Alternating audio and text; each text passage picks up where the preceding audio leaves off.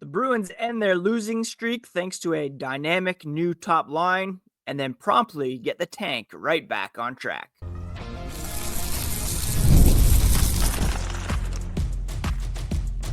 You're Locked On Bruins, your daily podcast on the Boston Bruins. Part of the Locked On Podcast Network, your team every day. What is up, Bruins fans, and welcome back to the Locked On Boston Bruins podcast. I'm your host, Ian McLaren, and this is a daily show where we discuss all things Spoked B. Today is Monday, April 7th, and I want to thank you so much for making Locked On Bruins your first listen every day, part of the Locked On Podcast Network, your team every day. Special shout out to everydayers. So very much appreciate the support. Please do subscribe on your favorite podcast app and on YouTube if you have not already. Today on the podcast, we're going to discuss the couple games the Bruins played over the weekend. A big losing streak, busting win over the Hurricanes on Saturday, followed by a very lackluster loss to the Buffalo Sabres on Sunday. That, well, let's be honest, just helped with the tanking efforts. We'll discuss the new look top line that looks like a keeper and also update the tankathon and where the Bruins stand near the bottom of the NHL standings here with only 4 games remaining on the schedule.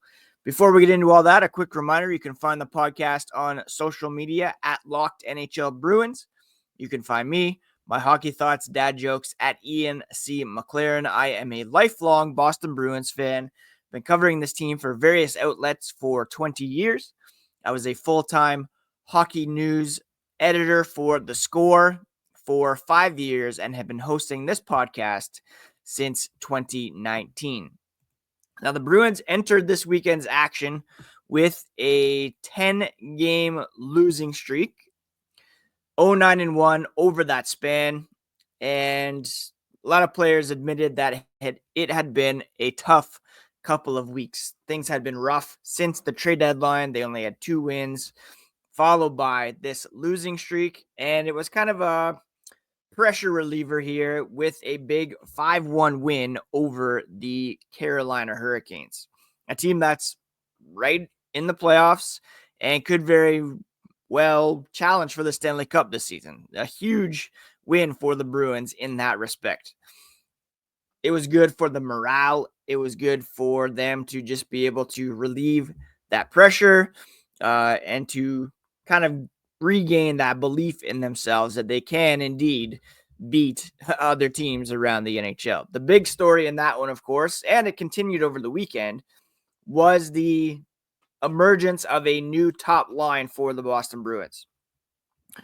For most of the season, it had been Morgan Geekie with Pavel Zacha and David Pastrnak.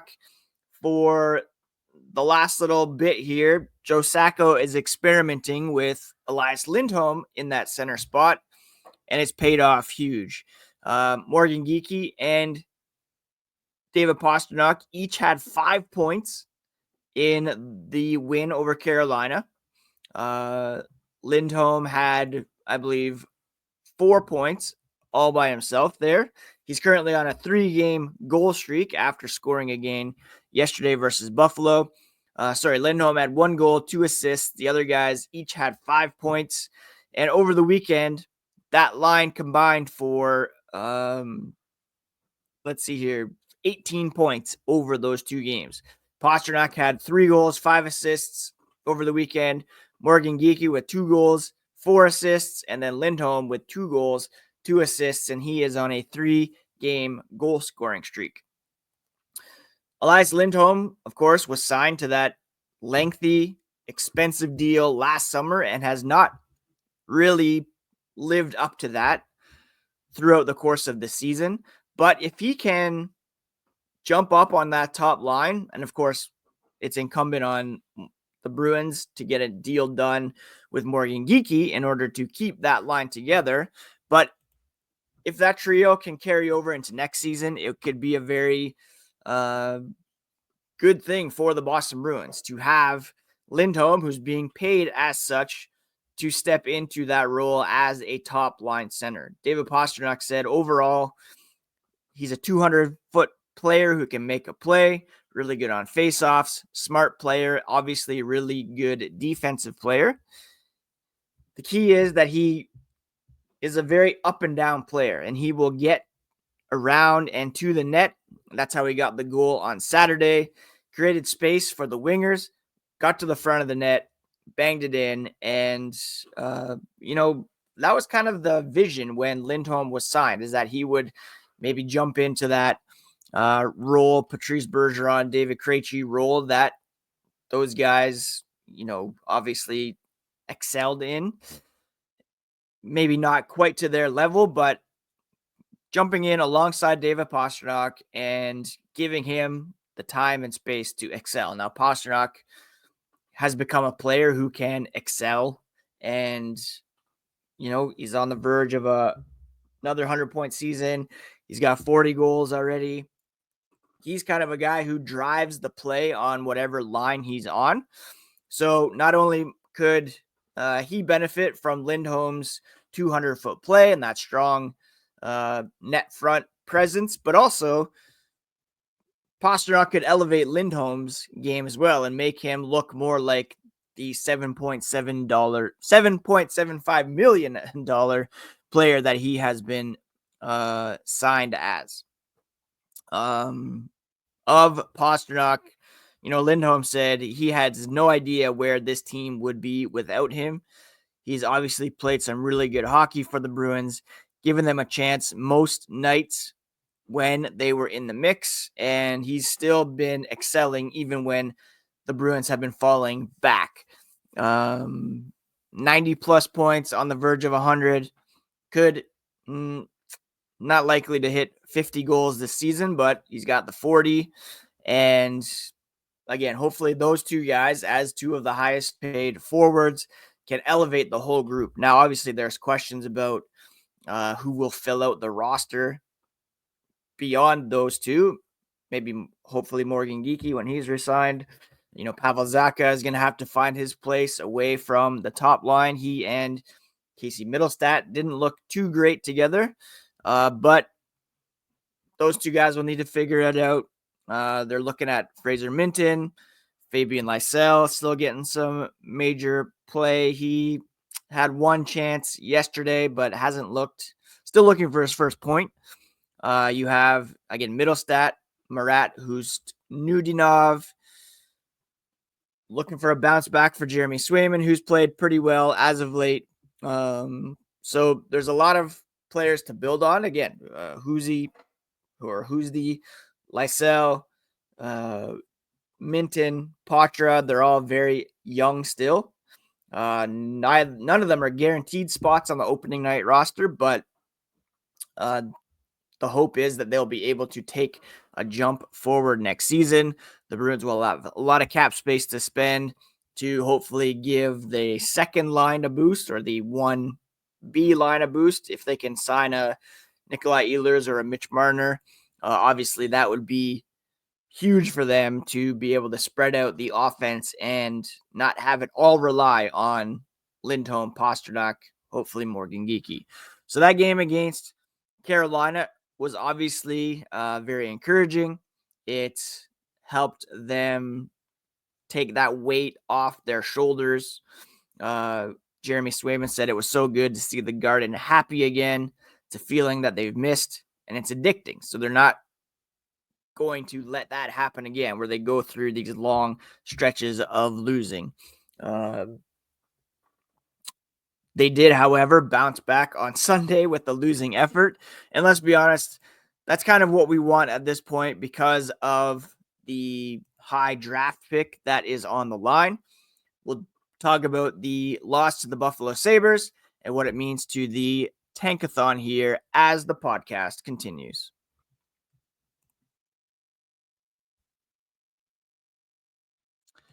If you're a business owner and you realize that you need to hire someone like yesterday, I've got some good news. It's so easy to find amazing candidates fast with Indeed. When it comes to hiring, Indeed is all you need. Stop struggling to get your job post seen on other sites. Indeed's sponsored jobs put your post at the top of the page and help you reach the right candidates faster. pressure's on. Every day without the right person is a setback, and that's exactly when Indeed's sponsored jobs come in handy. They make sure your post is seen by the right candidates right now. Speed up the hiring process with a $75 sponsored job credit. Just go to Indeed.com/lockedon right now and support our show by saying you heard about Indeed on this podcast. Terms and conditions do apply, but if you're hiring, Indeed is all you need. Thank you so much once again for making Locked On Bruins part of your day.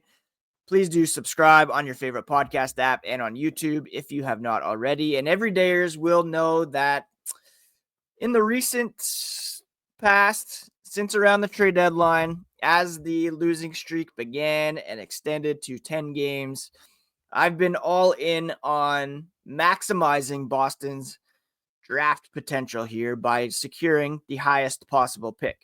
Yesterday, the Bruins went to Buffalo to take on the Sabres, and it was a bit of a swing game because if the Bruins had won, they would have jumped over Buffalo and put themselves in position for a lower draft pick. So not that we're rooting for the Bruins to lose per se, but the win against Carolina was nice. Something to cheer about, something to get excited about, something to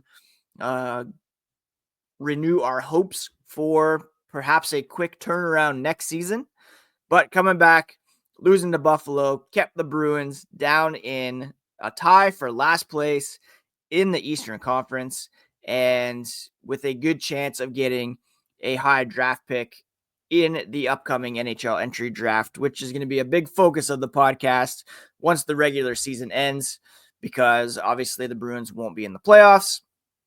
And we'll have a lot to talk about in terms of what went wrong and what we can look forward to moving forward. The Providence Bruins, of course, will be in the playoffs, and we'll be breaking those guys down more and more as the Boston Bruins season winds down. Anyways, on Sunday, the Bruins go into Buffalo and let the Sabres win their fourth straight. Tage Thompson with his second hat trick of the season against the Boston Bruins. And the Bruins came out and, according to Elias Lindholm, said the Bruins were just kind of soft, just not good enough. The first period, he said they played some good hockey. Then in the second, came out flat, and the Sabres came out better. The Bruins never really covered. They were, of course, playing on the back end of a home and home, of a back-to-back. Just ran out of gas, I guess, and the Sabres were able to take the 2 points, which, again, is not the worst thing when it comes to the tank. David Pastrnak did become the first Bruins player to have 3+ points on consecutive days since Joe Thornton did it back in 2002. Again, he had the 5 points on Saturday, 3 points on Sunday, and he is now in a tie for fourth, I believe, among the NHL's leading scorers. Actually, he's alone in fourth, having surpassed Mitch Marner with that 3-point effort.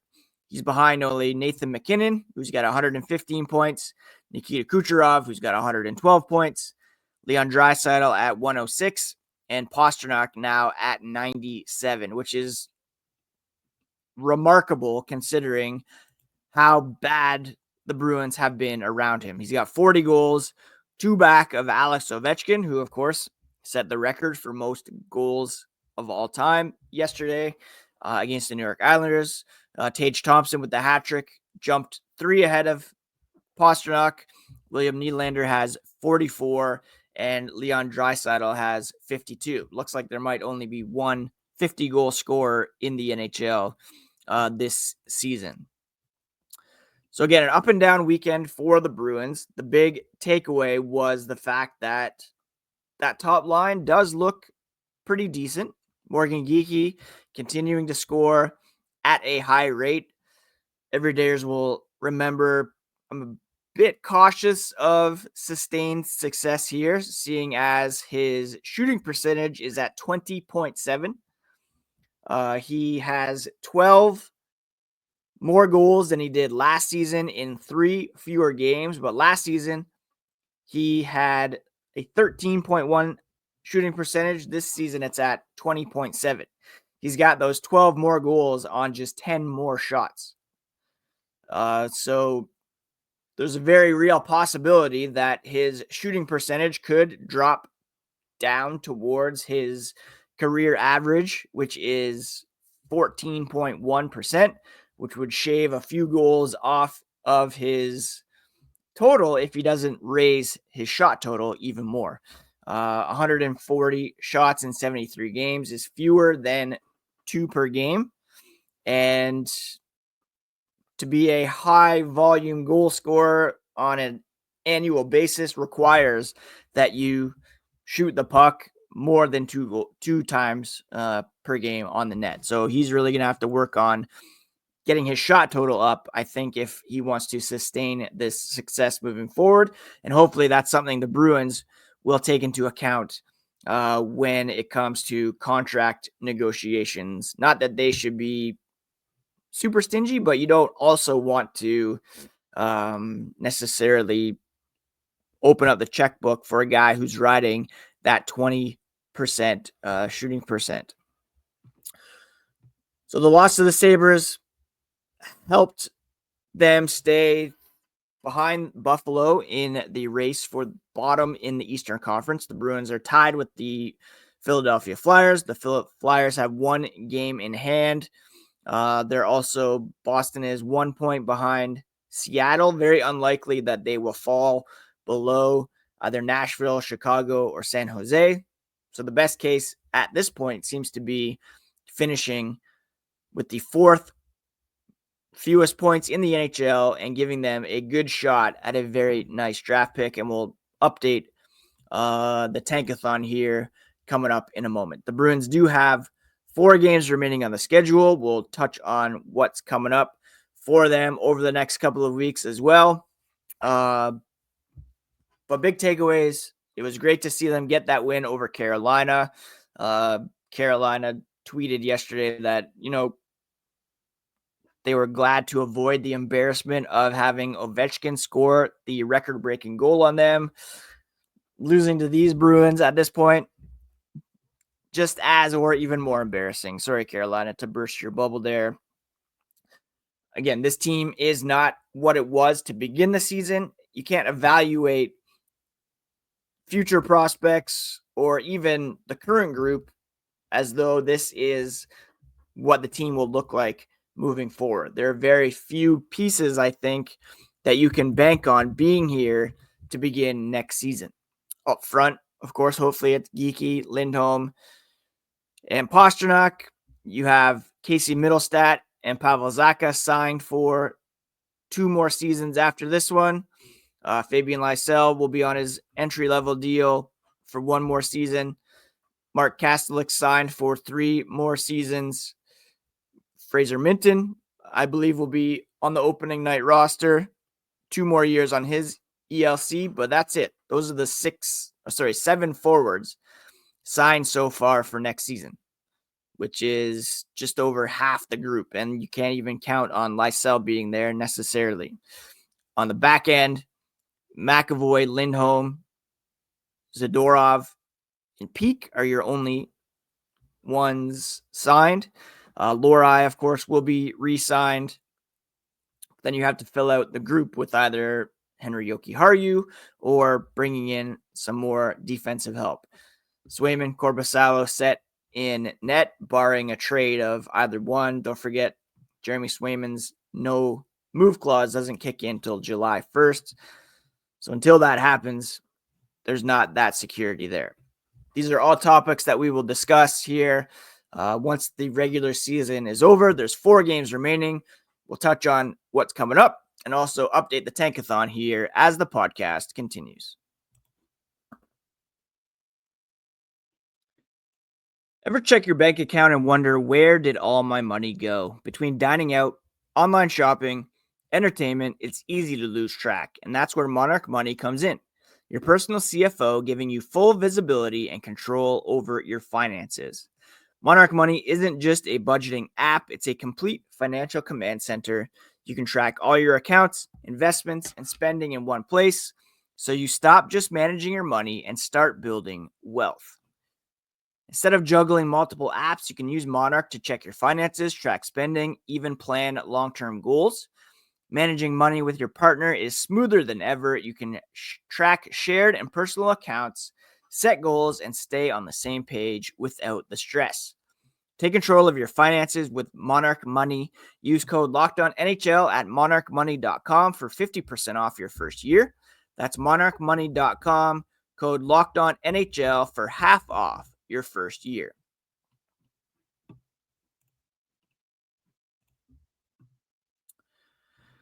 Four games remaining for the Boston Bruins before this regular season comes to a merciful end. They are off today, but will be back in action on Tuesday in New Jersey, taking on the Devils. Then they will come home to host the Chicago Blackhawks. Friday, Saturday off, which is kind of weird. And then they will play the Penguins in Pittsburgh on Sunday, and then host the New Jersey Devils on Tuesday, April 15th to wrap up the regular season. The New Jersey Devils are a playoff team, of course. The Penguins and Blackhawks are not. The Penguins have taken a 3-point lead over the Bruins when it comes to last place in the Eastern Conference. For a long time, the Penguins were at the bottom, as were the Sabres. Flyers have fallen back down. The Bruins have fallen down. They're all in danger of not only having the fewest points in the East, but also having the worst goal differential. The Flyers are 3 points up on the Bruins, but they also have a -3 differential when it comes to goals. Boston's at -54, and the Penguins are at -57. The Bruins currently have the fewest goals in the Eastern Conference, 5 fewer than the New York Islanders. Overall, they are 4th worst when it comes to goal scoring this season. So that is going to be a huge area where they will need to improve over the offseason. They prioritized defense last offseason by adding Lindholm, Zadorov. This offseason, they need to add some offense and some goal scoring. The Bruins are 1-8-1 over their past 10. So they are currently in the 4th spot when it comes to draft odds. And what that means is they have a 9.5% chance of getting either the first or second pick. They have a 15.4% chance of getting the 4th overall pick, a 44.6% chance of dropping to 5th, and a 20% chance of dropping to 6th. So not great, because they have a better chance of getting 5th or 6th than 4th, 2nd, or 1st. For those who are unfamiliar with the system, here's how it works. All teams missing the playoffs are in the lottery. Teams with the least points get more chances at winning the lottery. Now, the first overall pick is awarded by drawing of ping pong balls. A team can jump only up 10 spots, so only the top 11 teams are eligible for the first pick, which the Bruins will fall into. So the first overall pick is awarded by drawing of ping pong balls.